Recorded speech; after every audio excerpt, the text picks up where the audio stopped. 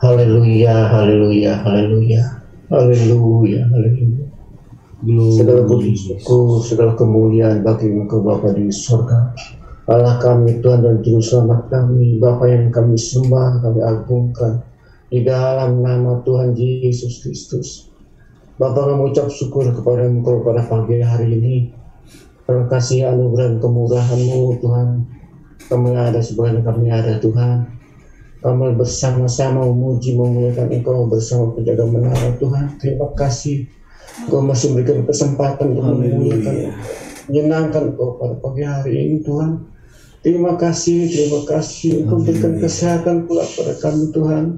Sehingga bersatu, bersekutu bersama Tuhan hari ini Tuhan. Terima kasih Bapak, terima kasih kita dapatkan persembahan kebahagiaan dapat memuji memuliakan Engkau Tuhan. Saatnya juga kami Tuhan akan mendengarkan sebagian firman-Mu dengan firman-Mu Tuhan. Urapi hamba-Mu, Engkau sudah persiapan bagi kami Tuhan untuk menyampaikan isi hati Engkau Tuhan. Urapi kami semua Bapa, terima kasih Tuhan. Ampuni dosa-dosa kami, kesalahan kelemahan kekurangan kami. Layakan kami untuk menipu firman-Mu Bapa. Terima kasih Bapa, kami sambut firman-Mu di dalam nama Tuhan Yesus Kristus, Allah dan Juru Selamat kami. Haleluya. Amin. Puji Tuhan. Firman Tuhan pada pagi hari ini akan disampaikan oleh hamba Tuhan, Bapak Pendeta Ebenezer Plemo.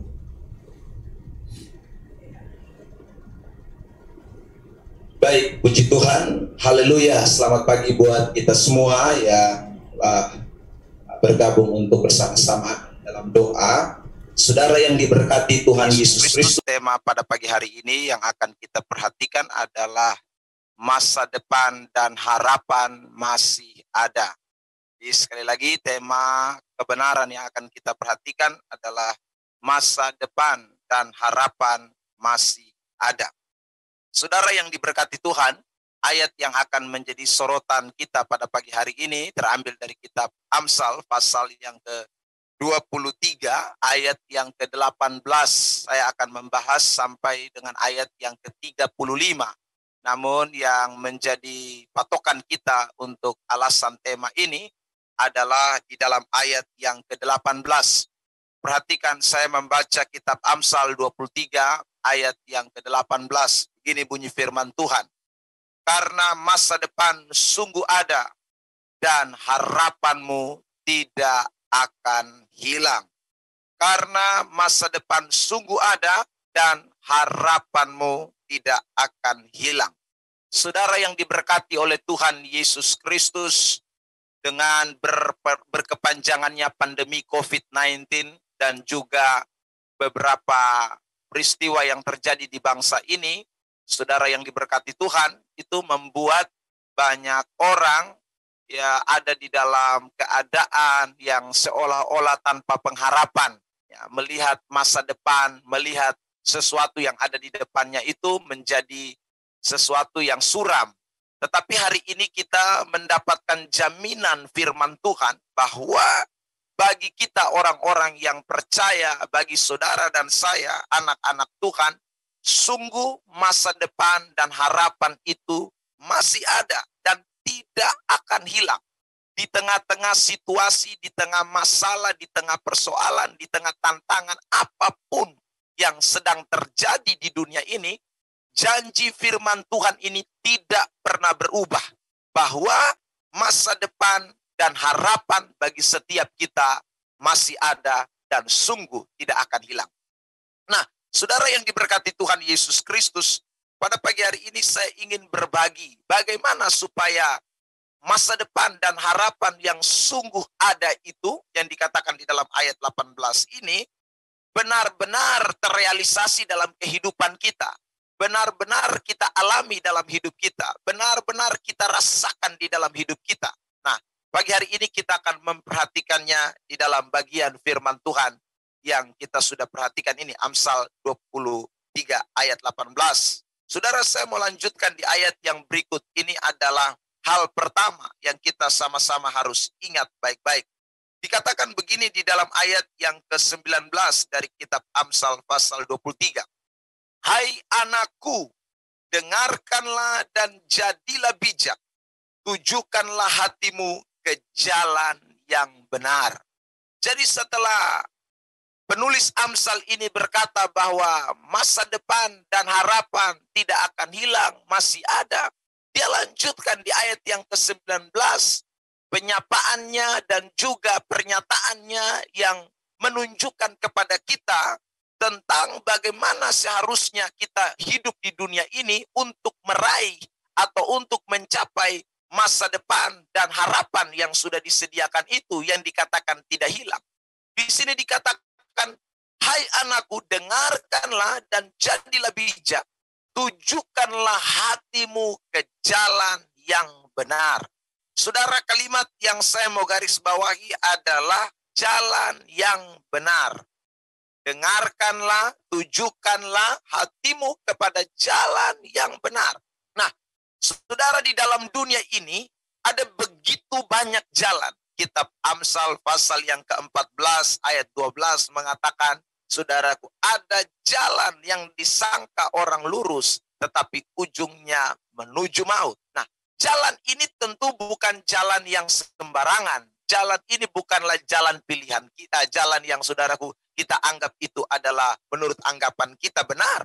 Tetapi jalan yang disebut jalan yang benar, ini tidak lain bicara tentang satu-satunya jalan kehidupan itu, jalan kebenaran itu. Dan ini tidak lain bicara tentang pribadi Tuhan kita Yesus Kristus. Jadi kalau dikatakan dengarkanlah dan tujukanlah hatimu kepada jalan yang benar, maka itu sama saja dengan artinya tujukanlah hatimu atau dengarkanlah apa yang saudaraku dikatakan oleh Tuhan kita Yesus Kristus atau dikatakan oleh Sang Juru Selamat kita, jalan yang benar itu, saudaraku. Nah, ini yang kita tidak boleh lupakan. Ada banyak orang yang saudaraku tidak bisa melihat masa depan. Ada banyak orang yang pengharapannya hilang. Ada banyak orang yang hidup di dalam putus asa dan kekecewaan. Karena dia berjalan, dia tidak mengikuti apa yang saudaraku ditunjukkan oleh jalan yang benar. Dia tidak mengarahkan hatinya, saudaraku, kepada jalan yang benar. Dia tidak menaruh pengharapannya kepada jalan yang benar. Nah, kalau saudaraku di tengah-tengah situasi yang sukar, di tengah masalah, di tengah keadaan kehidupan kita, kita tidak mengarahkan fokus hidup kita kepada Yesus Kristus, maka sekali lagi sebagai hamba Allah, saya mau mengatakan ini buat kita sekalian. Pasti kita akan melihat hal-hal yang tidak mendatangkan masa depan yang penuh pengharapan. Pasti kita akan melihat hal-hal yang tidak menyenangkan. Tetapi sebaliknya, ketika kita mengarahkan hati kita kepada Tuhan, ketika kita mengarahkan pandangan kita kepada Tuhan, ketika kita mengarahkan fokus hidup kita kepada Tuhan, maka apa yang dikatakan dalam kitab Amsal pasal 23 ayat yang ke-18 yang tadi kita baca di awal pemberitaan ini, itu pasti akan menjadi nyata. Karena apa yang firman Tuhan katakan itu ya dan amin. Saudara yang diberkati Tuhan Yesus Kristus, ini hal yang kita tidak boleh lupakan untuk melihat masa depan yang penuh pengharapan. Hal yang kedua yang saya mau bagikan juga buat kita. Mari kita perhatikan di ayat yang ke-20, 21. Janganlah engkau ada di antara peminum anggur dan pelahap daging. Karena si peminum dan si pelahap menjadi miskin. Dan kantuk membuat orang berpakaian compang-camping. Ayat 27. Karena perempuan jalang adalah lubang yang dalam. Dan perempuan asing adalah sumur yang sempit. Ayat 28. Bahkan seperti penyamun ia menghadang dan memperbanyak pengkhianat di antara manusia. Siapa mengadu, siapa mengeluh, siapa bertengkar, siapa berkeluh kesah. Siapa mendapat cedera tanpa sebab, siapa merah matanya. Yakni mereka yang duduk dengan anggur sampai jauh malam. Mereka yang datang mengecap anggur campuran. Ayat 31. Jangan melihat kepada anggur kalau merah menarik warnanya. Dan mengilau dalam cawan yang mengalir masuk dengan nikmat. Tetapi kemudian memagut seperti ular. Dan menyemburkan bisa seperti beludak. Ayat 33. Lalu matamu akan melihat hal-hal yang aneh. Dan hatimu akan mengucapkan kata-kata yang kacau. Engkau seperti orang di tengah ombak laut. Seperti orang di atas tiang kapal. 35. Engkau akan berkata orang memukul aku. Tetapi aku tidak merasa sakit. Orang memalu aku tetapi tidak kurasa. Bilakah aku siuman? Aku akan mencari anggur lagi. Saudara yang diberkati, mulai ayat 21 sampai ayat 22 yang tadi saya bacakan, bahkan dilanjutkan di ayat 32 sampai dengan ayat yang ke-35. Ini berisi peringatan-peringatan tentang seputaran kehidupan kita setiap hari. Peringatan-peringatan, ya saudara. Ini penting sekali buat kekristenan. Kalau kita tidak memperhatikan peringatan-peringatan firman Allah ini, saudara, kita tidak akan pernah melihat masa depan yang penuh dengan harapan. Kita tidak akan pernah melihat, saudara, hal-hal yang baik terjadi di dalam kehidupan kita. Nah, peringatan ini sesuatu yang penting. Setiap hari kita harus diingatkan. Setiap hari kita harus diingatkan. Dan saudara, tidak ada yang lain yang bisa memberikan peringatan kepada kita sebagai peringatan yang sejati selain daripada firman Allah. Firman Allah memberikan peringatan-peringatan yang luar biasa. Alkitab berkata di dalam kitab 2 Timotius pasal 3 ayat yang ke-16. Segala tulisan yang diilhamkan Allah itu bermanfaat untuk mengajar, menyatakan kesalahan, mendidik orang, memperbaiki kelakuan orang. Itu kata firman Tuhan. Jadi saudara, ketika kita membaca firman Allah, ketika kita mendengarkan khotbah-khotbah, ketika kita merenungkan firman Tuhan, kita sebenarnya sedang diberikan bukan hanya sekedar ajaran-ajaran, tetapi juga kita diberikan peringatan-peringatan. Nah, peringatan-peringatan ini menjadi tujuan untuk kita meraih masa depan yang penuh pengharapan. Peringatan-peringatan ini menjadi sebuah tujuan yang membuat saudara dan saya dapat melihat hari-hari hidup kita ke depan menjadi lebih baik. Nah, karena itu saudaraku, kalau mau melihat masa depanmu cerah, kalau mau melihat ada harapan di hari ini, hari esok, bahkan selagi Tuhan masih mempercayakan kita ada di planet bumi ini, saudaraku, maka janganlah lupa, setiap hari kita harus memberi hidup kita, hati kita, untuk terus diisi dengan kebenaran-kebenaran firman. Untuk terus diingatkan oleh Tuhan. Saya ingat tentang apa yang terjadi pada bangsa Israel waktu saudaraku beralih kepemimpinan dari Musa kepada Yosua di dalam kitab Yosua pasal yang pertama. Di sana dikatakan dengan jelas, kalau kamu mau beruntung dan berhasil, maka dengarkanlah baik-baik. Lakukanlah, hati-hatilah bertindak sesuai dengan apa yang firman Tuhan katakan. Nah, saudara yang diberkati Tuhan, ini terjadi pada awal kepemimpinan Yosua. Sebelum mereka akan masuk ke tanah Kanaan. Sebelum mereka akan melewati Yeriko, sungai Yordan, dan lain sebagainya. Sebelum mereka menghadapi bangsa Kanaan. Peringatan sudah diberikan kepada mereka. Artinya bahwa di balik peringatan ada tantangan, ada hal-hal yang harus kita ketemukan di depan.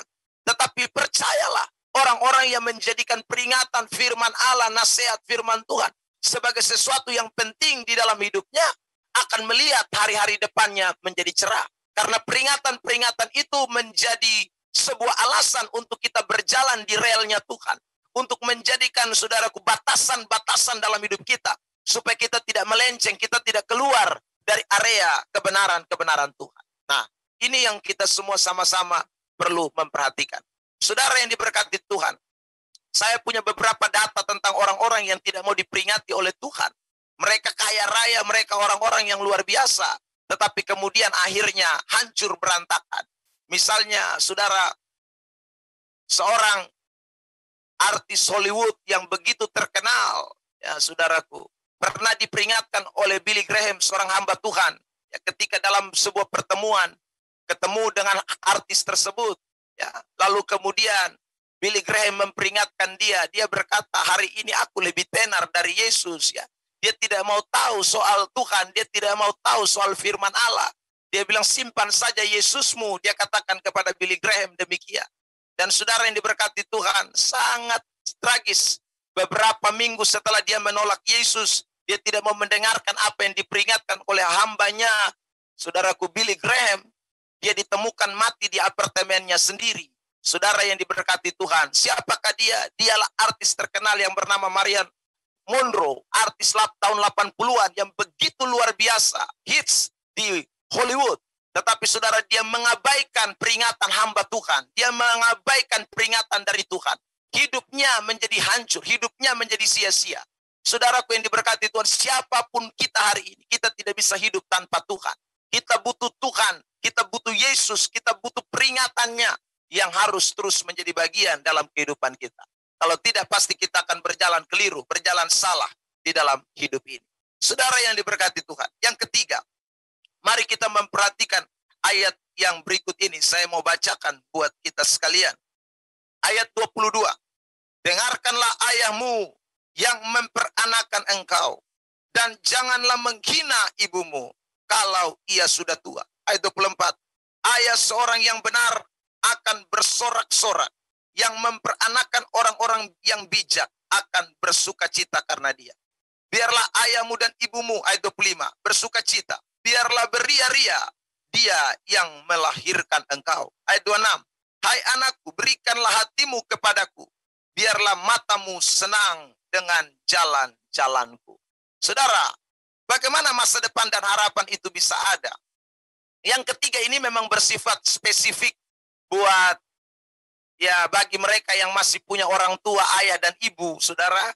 Ini menjadi sesuatu yang sangat penting. Saya selalu ingin menyampaikan kepada orang-orang muda, anak-anak muda, kalau mau lihat masa depan baik, sekalipun Anda sekolah, tetapi jangan lupa bahwa menghormati kedua orang tuamu itu menjadi sesuatu yang sangat penting.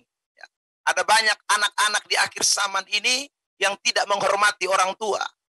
Seperti yang dinubuatkan di dalam Alkitab, saudaraku, di dalam kitab 1 Timotius pasal 3, bagaimana keadaan akhir zaman ini, banyak anak-anak yang mulai berontak kepada orang tua. Kunci keberhasilan, kunci kesuksesan, salah satunya adalah, saudaraku, yang ketiga ini, hormatilah ayah dan ibumu. Bukankah itu menjadi satu hukum yang dikatakan oleh Alkitab, saudaraku? Bahwa barang siapa menghormati ayah dan ibunya, maka umurnya akan lanjut, saudaraku. Umur panjang diberikan kepadanya, saudaraku. Bahkan juga tanah yang diberikan Tuhan Allahmu akan diberikan kepadamu. Itu kata firman Tuhan. Jadi ada memang janji masa depan, ada janji kesuksesan, ada janji keberhasilan, masa depan yang penuh pengharapan bagi orang-orang yang memberi penghormatan kepada orang tua. Saudara yang diberkati Tuhan Yesus Kristus, kalau saya boleh menjambarkan lebih panjang lagi, maka menghormati orang tua, tadi saya katakan, itu bagi kaum yang masih mempunyai orang tua atau anak-anak muda. Tetapi juga bagi kita semua, kita mempunyai atasan. Kita mempunyai orang-orang yang lebih di atas kita. Saya punya pemimpin, saudaraku, dalam organisasi gereja. Saudara pun demikian mungkin di kantor, di tempat kerja. Dimanapun kita mempunyai orang-orang yang di atas kita. Yang dimana kita harus memberikan hormat kepada mereka. Itu ajaran Alkitab, saudara. Bahkan Alkitab memberitahu kepada kita, hormatilah pemerintahmu sebagai wakil Allah. Ini adalah kunci kita meraih sesuatu yang baik, masa depan yang baik, harapan yang baik. Pagi hari ini sekali lagi, saudara, mari kita semua belajar dari firman Tuhan ini. Supaya hidup kita di tahun 2022 ini semakin hari, semakin kepada masa depan yang penuh pengharapan. Seperti apa yang dijanjikan oleh firman Tuhan. Yang terakhir, saudara yang diberkati Tuhan. Mari kita memperhatikan di dalam ayat yang ke-23, saudaraku. Belilah kebenaran dan janganlah menjualnya. Demikianlah juga dengan hikmat, didikan, dan pengertian. Dikatakan belilah kebenaran, jangan menjual kebenaran, saudaraku. Lalu hikmat, didikan, dan pengertian. Saya ingin memberikan kesimpulan yang terakhir, yang keempat. Apa yang harus kita lakukan agar masa depan dan pengharapan kita tetap ada, saudaraku? Kita harus banyak memperhatikan, saudaraku, pengalaman-pengalaman hidup kita. Saya sebut pengalaman-pengalaman hidup kita. Belilah kebenaran. Kebenaran ini bukan hanya bicara soal firman yang tadi saya sudah bahas di bagian pertama. Hikmat, didikan, pengertian, saudara. Ini juga bicara tentang pengalaman-pengalaman hidup kita. Ada banyak, saudaraku, Tuhan mengajar kita lewat pengalaman-pengalaman hidup kita. Tuhan mengajar kita lewat berbagai peristiwa-peristiwa kehidupan kita. Yang memberikan kita hikmat, memberikan kita didikan, memberikan kita ajaran-ajaran khusus dalam hidup kita. Saudara yang diberkati Tuhan. Ketika kita memperhatikan pengalaman-pengalaman yang Tuhan nyatakan di dalam hidup kita sebagai sebuah pelajaran, itu akan menarik sekali. Bukankah kalau kita memperhatikan firman Tuhan mulai dari kitab Kejadian, saudaraku, itu banyak sekali bicara tentang perjalanan pengalaman-pengalaman ya, yang menjadi contoh, yang menjadi patron. Misalnya Paulus mengutip di dalam 1 Korintus pasal yang ke-10, dia akan memberitahu kepada kita apa yang terjadi itu menjadi peringatan-peringatan buat kita. Artinya bahwa pengalaman-pengalaman hidup bangsa Israel itu menjadi peringatan buat saudara dan saya, menjadi pelajaran buat kita. Begitu juga dalam hidup realita kita, saudara. Ada begitu banyak pengalaman-pengalaman yang Tuhan izinkan terjadi dalam hidup kita. Dan itu menjadi ajaran, menjadi didikan untuk kita boleh melihat sesuatu ke depan lebih baik. Ada pepatah mengatakan, saudaraku, bahwa keledai yang bodoh saja tidak jatuh pada lubang yang sama. Ya, kita belajar dari pengalaman-pengalaman kita. Apa yang Tuhan izinkan, apa yang Tuhan mau kita kerjakan sebelumnya, saudaraku, itu menjadi alasan untuk kita melakukan sesuatu di hari ini. Nah, karena itu, saudara yang diberkati Tuhan, 4 hal yang saya bagikan pada pagi hari ini dari kitab Amsal 23, ayat 18 sampai ayat 35, ini kiranya boleh menolong kita sekalian untuk dapat meraih masa depan yang penuh harapan. Jadi sekali lagi, bagi orang Kristen, di tengah situasi, di tengah masalah, di tengah persoalan apapun, kondisi zaman seperti apapun, harapan tidak akan pernah hilang. Masa depan selalu ada. Tidak ada istilah madesu, masa depan suram bagi orang percaya. Bagi orang percaya, masa depan selalu cerah. Bagi orang percaya, masa depan selalu Tuhan sediakan. Kiranya Tuhan memberkati kita dengan kebenaran yang saya sampaikan pada pagi hari ini. Mari kita berdoa untuk mengucap syukur buat firman Tuhan. Bapa di sorga, kami bersyukur buat kesempatan pagi diberkati ini. Karena Tuhan mengizinkan kami memperhatikan kebenaran-kebenaran Tuhan. Biarlah Tuhan kami semua yang mendengarkan kebenaran ini, kami boleh tetap ada dalam pengharapan. Kami boleh tetap ada di dalam masa depan yang Tuhan sudah sediakan buat kami. Kami terlampau yakin di tengah situasi apapun, Tuhan tidak pernah meninggalkan kami. Materaikan kebenaran yang hamba sudah seberangkan. Hamba penuh keterbatasan. Tetapi Tuhan, Engkau tidak terbatas. Lewat kekuatan Roh-Mu bekerja, menyatakan lebih jauh tentang rahasia-rahasia kebenaran. Terima kasih Tuhan Yesus. Kami terus berdoa menyerahkan setiap pribadi lepas pribadi anak-anak Tuhan yang mengikuti secara khusus pada saat ini. Tuhan lebih kenal dari apa yang hamba kenal. Hamba berdoa bagi setiap mereka. Tuhan jamah, berkati, pulihkan, sembuhkan, dan terus lawati dengan kekuatan kuasa. Secara khusus Tuhan kami doa juga buat mereka-mereka yang sedang mengalami sakit. Tuhan, Kau dapati pribadi lepas pribadi. Engkau dapati setiap mereka, Tuhan. Kami berdoa, kuasa Tuhan yang tidak pernah berubah itu dinyatakan atas setiap mereka. Kesembuhan ilahi Tuhan berikan. Pemulihan Tuhan kerjakan. Ketika mereka sedang, oh Tuhan, mungkin berobat dengan saudaraku, dengan menikmati apa yang diberikan oleh dokter. Kami doa Tuhan, buat setiap saudara-saudara kami ini. Hamba doakan dalam nama Yesus Tuhan. Biarlah lewat semuanya itu mujizat terjadi. Terima kasih Bapa di sorga. Kami juga berdoa menyerahkan penjaga menara doa. Tuhan berkati terus pakai dalam kemuliaan dan kekuatan kuasa Tuhan. Setiap visi misi yang Tuhan percayakan ada untuk dikembangkan. Kami berdoa Tuhan terus kerjakan dengan kekuatan kuasa. Kami berdoa buat penginjilan-penginjilan yang sedang dilakukan Tuhan. Baik untuk orang-orang yang tak terjangkau. Kami berdoa Tuhan, nyatakan kuasa-Mu. Pemberitaan Injil dapat sampai kepada setiap mereka. Pakai Tuhan segala bentuk media yang sedang dipakai hari-hari ini. Bahkan juga hamba-hamba Tuhan yang Tuhan utus, Tuhan kirim. Tuhan, pakai setiap mereka. Kami berdoa juga Tuhan buat suku anak dalam. Kami berdoa Tuhan buat suku-suku yang belum terjangkau dengan pendidikan juga. Dan lain sebagainya yang sedang digumuli hari-hari ini. Kami berdoa, Tuhan tolong campur tangan, buka jalan. Semuanya Tuhan siapkan dan nyatakan. Sehingga ke depan kami boleh melihat mereka pun dapat menerima kasih karunia Allah. Terima kasih Bapa di sorga buat kesempatan yang luar biasa pada pagi hari ini. Kami percaya Tuhan ada begitu banyak hal yang harus kami sampaikan. Namun oleh karena keterbatasan waktu, kami tidak dapat mengutarakan. Namun Tuhan dapati, Tuhan kenali, Tuhan lakukan jauh lebih besar dari apa yang sudah kami doakan dan apa yang kami pikirkan. Terima kasih Bapa di sorga, segala hormat, kemuliaan hanya bagi Tuhan. Dalam nama Yesus, kami sudah berdoa mengucap syukur. Amin.